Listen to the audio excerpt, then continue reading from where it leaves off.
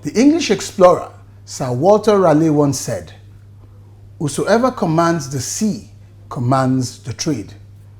Whosoever commands the trade of the world commands the riches of the world, and consequently the world itself."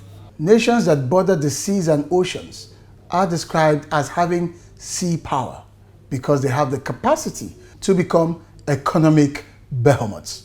Nigeria, therefore, by virtue of our contiguity to the Atlantic Ocean, has the potential to become economically great. This can only happen when we harness our maritime industry. Hello and welcome again to your favorite nautical authoritative, Nimasa This Week, the voice of maritime. Brought to you by the Nigerian Maritime Administration and Safety Agency, the nation's apex regulator and promoter of the shipping industry. My name is Ubongisen, and as always, I will be your guide on this voyage.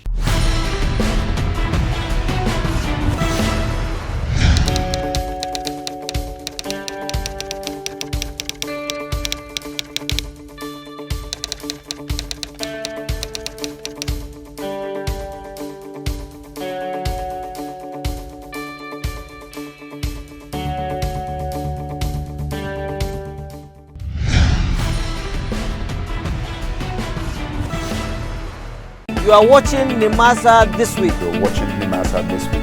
You are watching Nimasa This Week. The voice of maritime. Voice of Maritime. Voice of maritime. Stay tuned. Stay tuned. Stay tuned. Nimasa This Week, the voice of maritime, showing on these stations.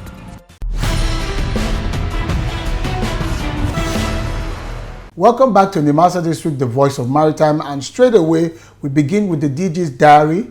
Dr. Bashir Jamo held a meeting with the World Maritime University at the Nimasa headquarters.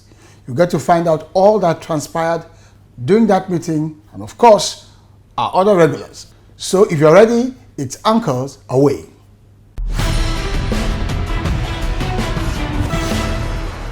Introducing the Nimasa Distress Response Call Lines for all maritime stakeholders, ship owners, seafarers, ship captains. Whatever your challenge or distress in the Nigerian maritime domain, please call 0803 0685 167, 0708 0005 956, 0700 0700 010. If you can't reach us on these lines, please call 0700 0700 020, 0700 0700 030. Also via VHF Radio Channel 16. Call and Nimasa will respond.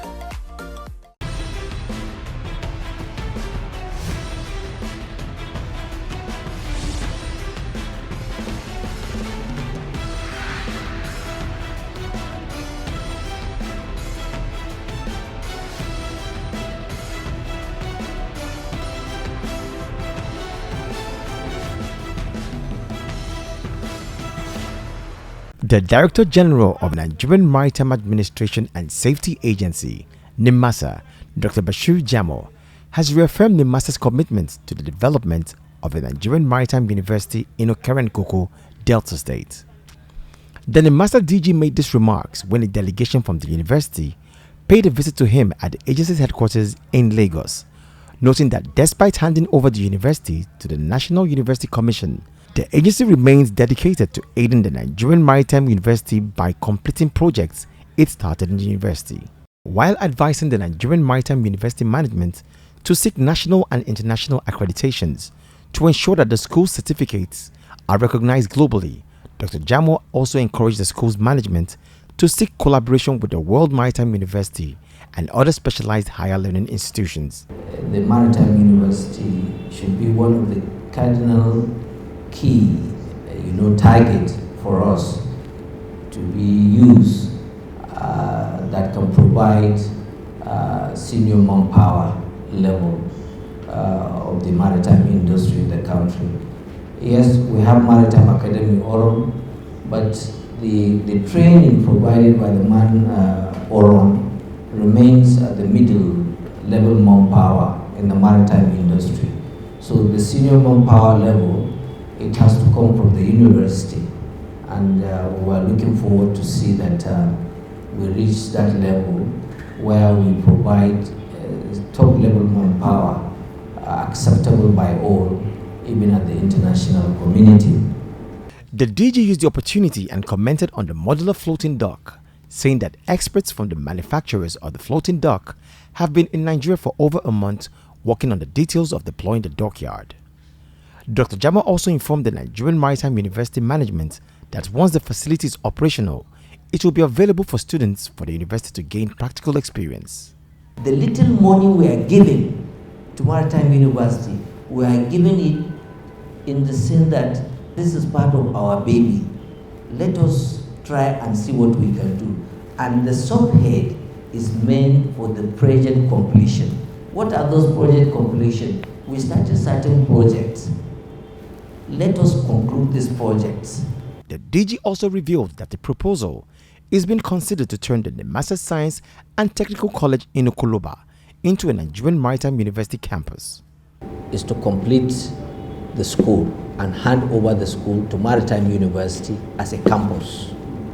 2, to convert the school as a skill acquisition center. On his part, chairman of the Nigerian Maritime University Governing Board, represented by Alhaji Bello Duku Salu, said that the school is in the process of signing an MOU with the Ghana Maritime University and also thanks Nimasa for always supporting the university. More than ever, it has become an obvious fact that the Nimasa's objectives in founding the NMU are being actualized in the face of the university's desire to develop more capacity so as to continue to add value to the maritime sector.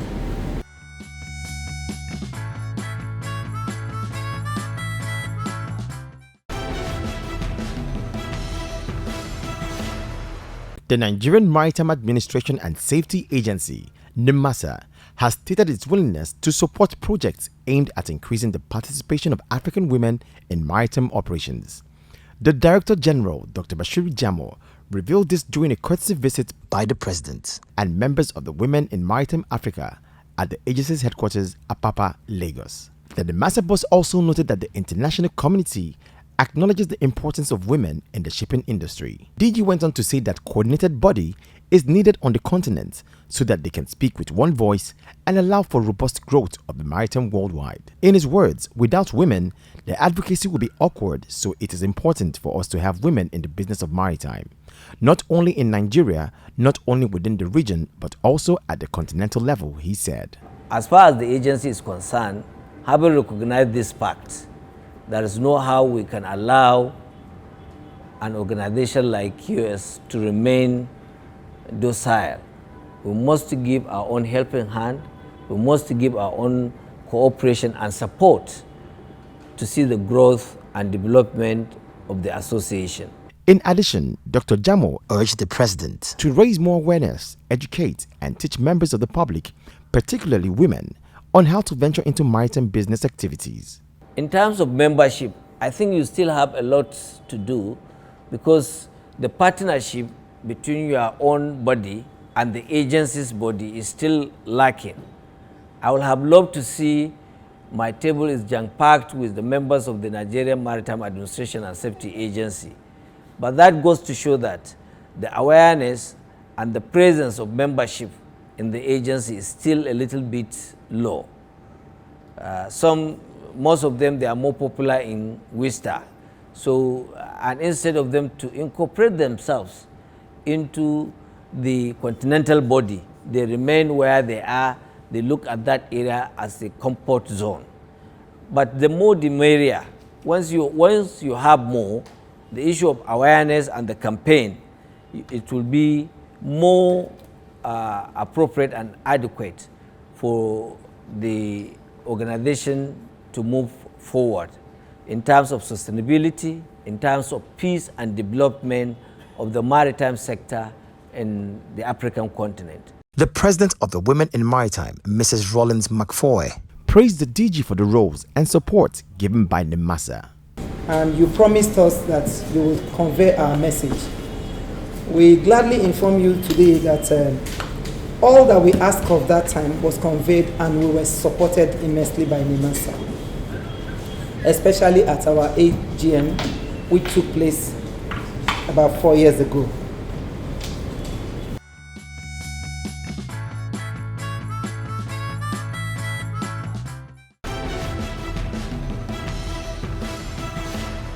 The Director General of the Nigerian Maritime Administration and Safety Agency, Nimasa, has applauded the Nigerian Navy for the success in the decline on piracy in Nigeria and the Gulf of Guinea. The DG made this known in Lagos while speaking during the 2022 Stakeholders Forum organized by the alumni of Maritime Academy of Nigeria, ORON, with the theme, The State of the Nigerian Maritime Domain in 2022 and Beyond. The international community came out openly and said that we are removing Nigeria. We are no longer on piracy list. This analysis, this report, this research is not made by Nigeria or Nigerian. It's made by International Maritime Bureau, the only body allowed and authorized to make this analysis and report these things.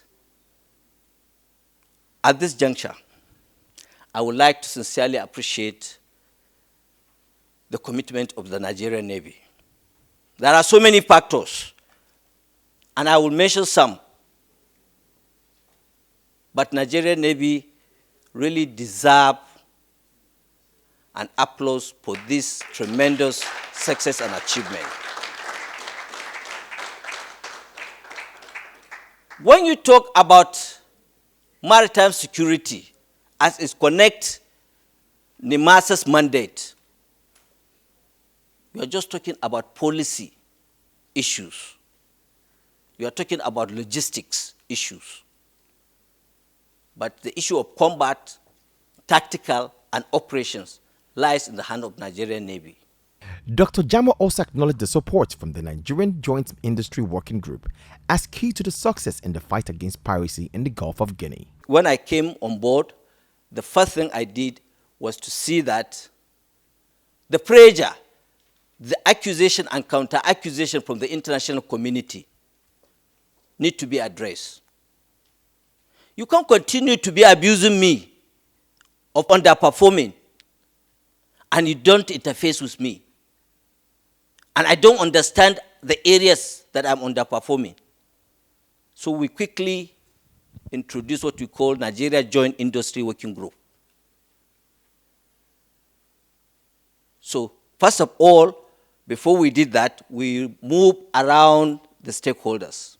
We met the Chief of Naval Staff, Chief of Air Staff, Chief of Navy Staff, Army Chief, IG, Inspector General of Police, the issue of MAPOL, the issue of Marine Police, the SSS, everybody must come on board. We must speak with one language. After understanding each other and know that, look, we have a common monster.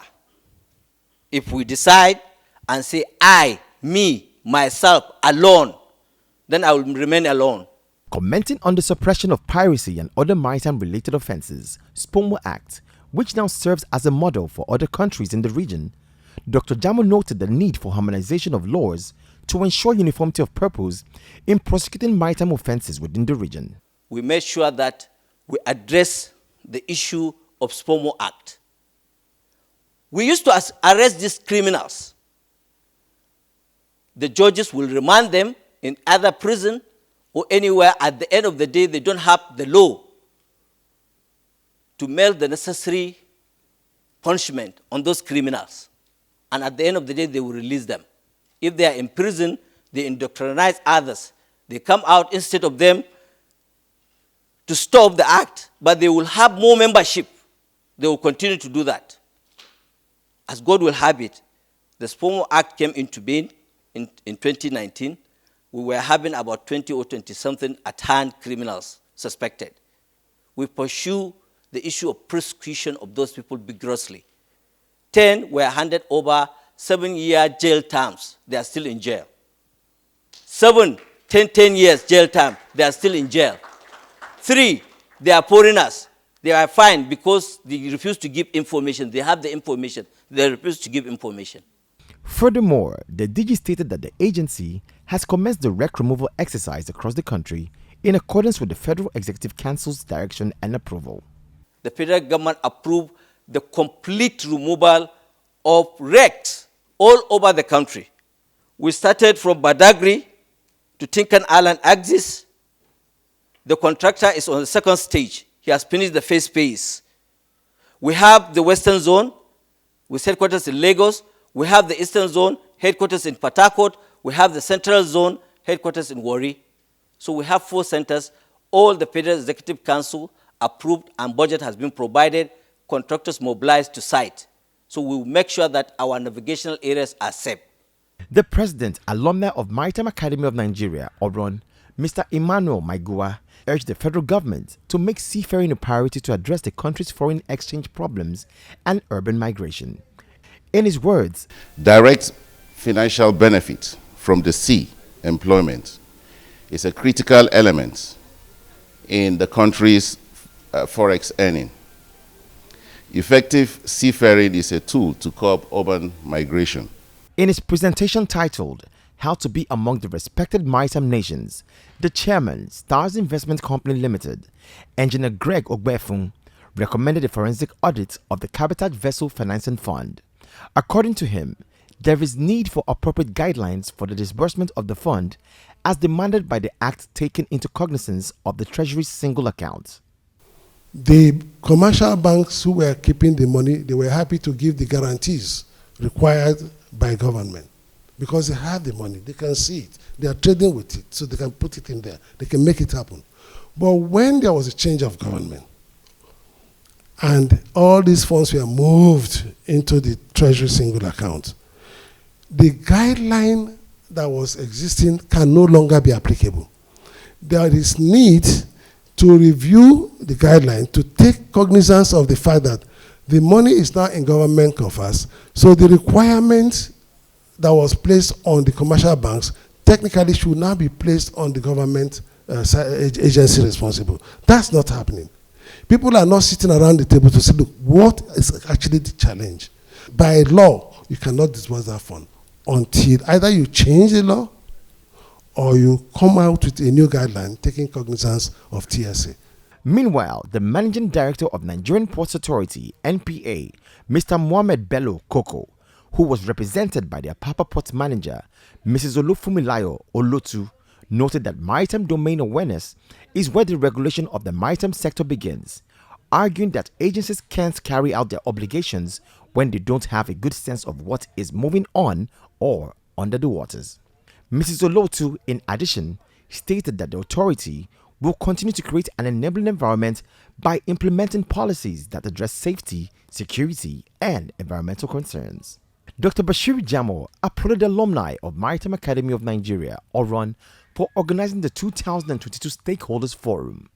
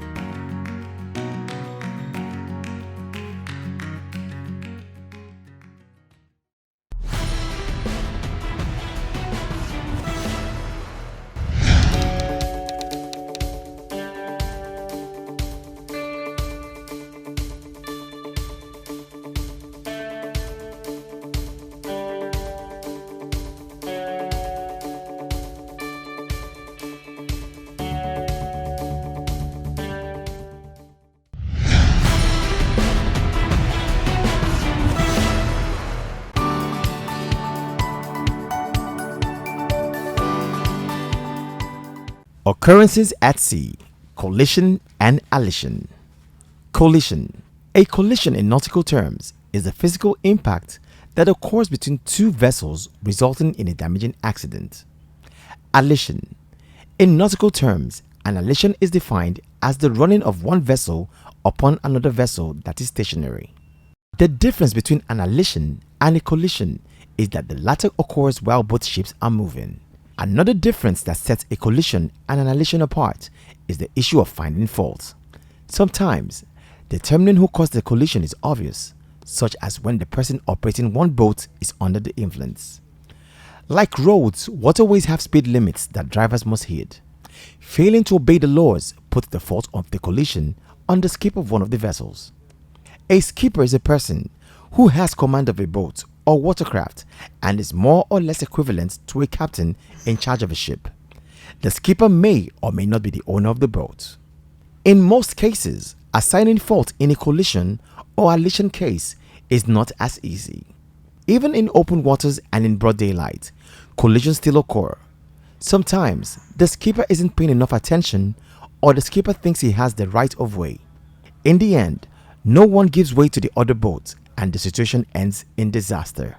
Some people might think that the likelihood of two vessels crashing on the vast sea is nearly impossible. But these incidents happen fairly often and they can have a far-reaching impact. This is in spite of modern global positioning systems, GPS, and other tools used to aid navigation on the sea. Sometimes they happen when someone breaks the rules of navigation. In other instances, it's a bad judgment call. Our world-class Maritime Experience Center is now live, announcing Maritime Stakeholders Experience Contact Center, MSECC, where you'll get simple, fast, and tailored solutions to all your maritime challenges on maritime safety, maritime labor, marine pollution, search and rescue, cabotage issues, ship registration, training and certification, and any other maritime-related issues. Contact us via the following channels: 23401-630-9590. Email us at contactcenter@nimasa.gov.ng, info@nimasa.gov.ng. Chat with us www.nimasa.gov.ng and on Facebook at Nimasa Official. Let's resolve all your maritime related issues.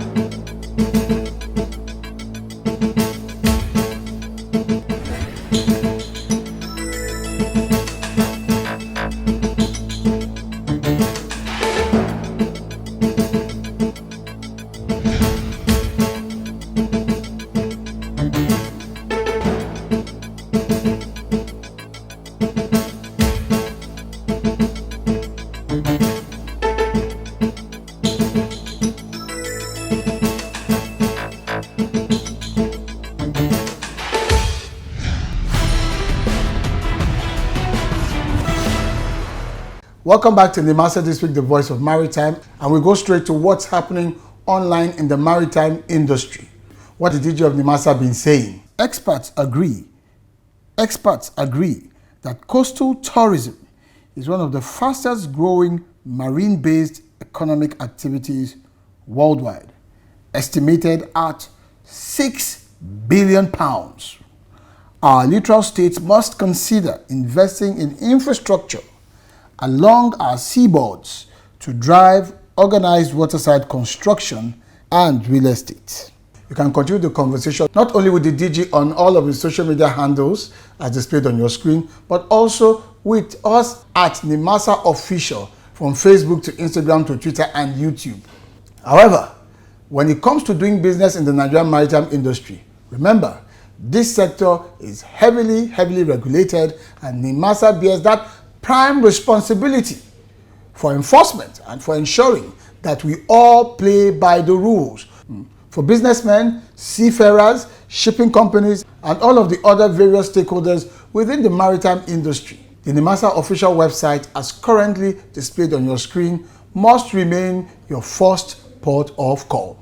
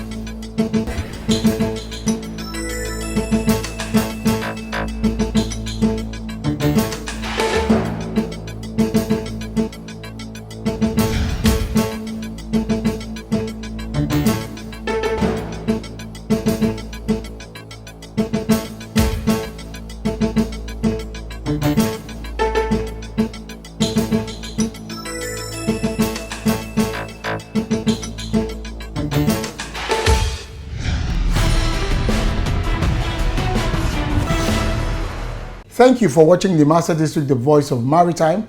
And here is hoping that you found the program useful and insightful, enough to encourage you to get off the list of those that are sea blind. Let me remind you of this World Bank statistic. If the oceans were a nation, it would be the 6th largest economy in the world. What humongous possibilities. My name remains Ubong Isien. Until I see you next time, stay on course. Bye-bye.